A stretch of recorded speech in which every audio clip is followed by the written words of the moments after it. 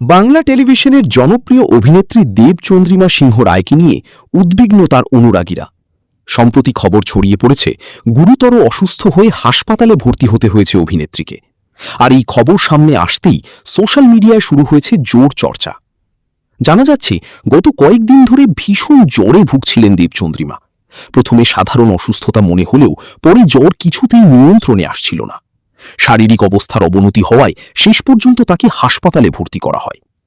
তবে স্বস্তির খবর, চিকিৎসকদের পর্যবেক্ষণে থাকার পর এখন তার শারীরিক অবস্থা আগের তুলনায় অনেকটাই স্থিতিশীল। যদিও এখনও পুরোপুরি সুস্থ হননি অভিনেত্রী, তবুও ধীরে ধীরে সুস্থতার পথে এগোচ্ছেন বলে জানা গেছে। এই খবর আরও বেশি আলোচনায় এসেছে কারণ খুব শিগগিরই স্টার প্লাসের নতুন ধারাবাহিক ভিতরে নায়িকা হিসেবে ফিরতে চলেছেন দেবচন্দ্রিমা।